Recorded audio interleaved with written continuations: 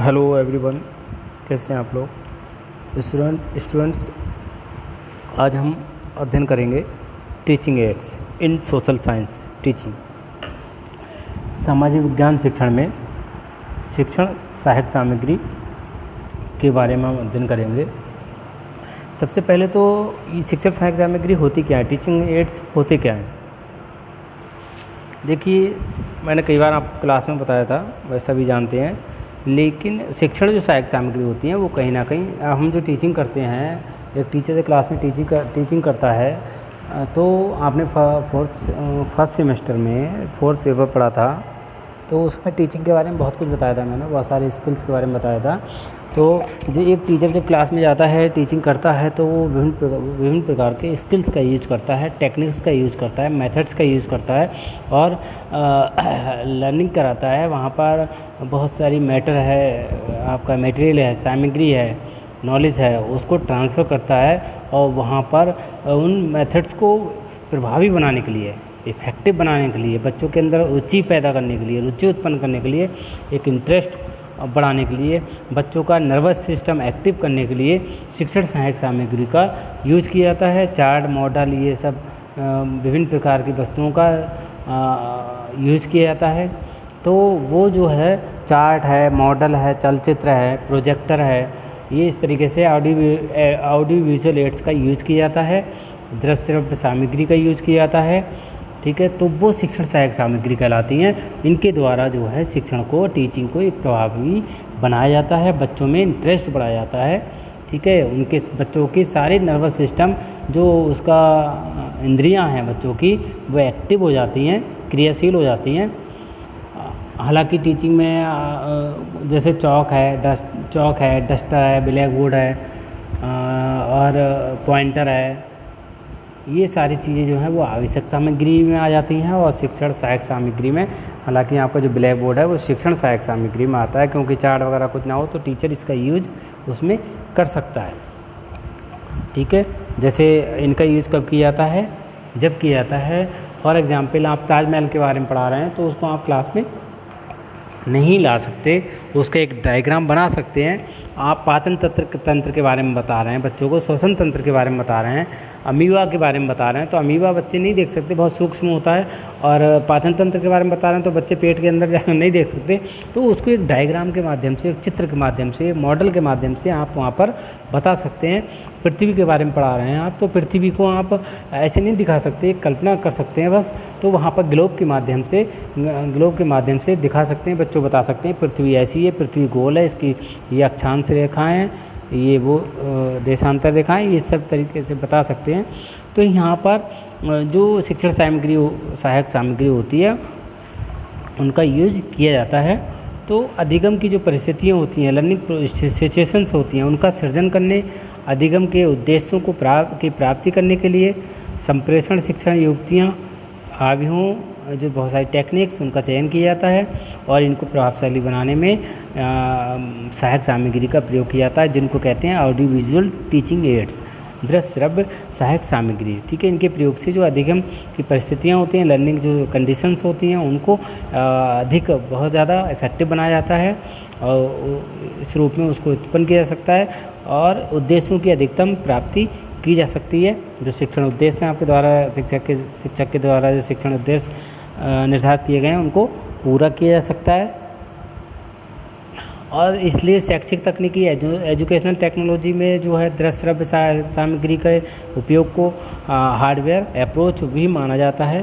परंपरागत अगर विचारधारा के अनुसार दृश्य श्रव्य सहायक सामग्री का उपयोग है पाठ को इंटरेस्ट बनाने के लिए, रोचक बनाने के लिए किया जाता है, क्योंकि इनके द्वारा सीखने में एक से अधिक ज्ञानेंद्रियाँ कार्य करती हैं। ठीक है, नर्वस सिस्टम सारे कार्य करते हैं, ज्ञानेंद्रियाँ सारे कार्य कम करती हैं। दृश्य श्रव्य सामग्री होती है, उनका प्रयोग के लिए छात्र पाठ में अधिक इंटरेस्ट लेने लगते हैं और सीखने के लिए तत्पर तैयार भी हो जाते हैं। ठीक है, कभी कभी फिजिकली क्लास में बच्चा बैठा रहता है, छात्र बैठे रहते हैं कुछ, और लेकिन वो मेंटली कहीं और होते हैं। इसी बीच आपने कुछ चलचित्र दिखा दिए, कोई प्रोजेक्टर का यूज़ कर लिए, तो बच्चे एक्टिव हो जाते हैं, डायग्राम दिखाने लगे, चार्ट दिखाने लगे, कोई मॉडल दिखा दिया, रियल ऑब्जेक्ट दिखा दिया, तो बच्चे एक्टिव हो जाते हैं, वहाँ पर क्रियाशील हो जाते हैं और उनकी जो जिज्ञासा है वो उसको पढ़ने में, सोचने में, समझने में, देखने में, कल्पना करने में लग जाती है। और यहाँ पर जो है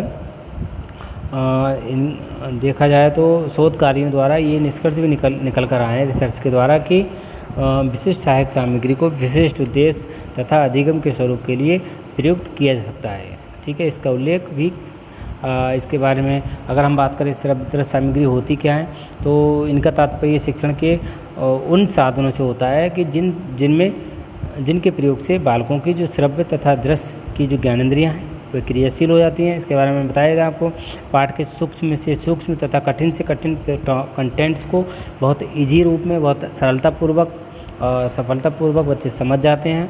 एक चीज़ ध्यान रखना चाहिए कि जिस समय शिक्षण के उद्देश्य को प्राप्त करने के लिए विभिन्न विधियाँ टेक्निक्स अब जब असफल हो जाती हैं और होते हुए दिखाई देने लगती है, तो ऐसी स्थिति में इन सामग्रियों का, ऑडियो विजुअल एड्स का प्रयोग किया जाता है। इस दृष्टि से श्रव्य सामग्री न केवल शिक्षण को प्रभावी अपितु शिक्षण की जो प्रविधियाँ हैं, टेक्निक्स हैं, जिनके माध्यम से एक टीचर बच्चों को लर्निंग दे रहा है, ट्रांसफर और लर्निंग कर रहा है, तो उनको भी इफेक्टिव प्रभावशाली बनाने में सहायता प्रदान करती है शिक्षण सहायक सामग्री।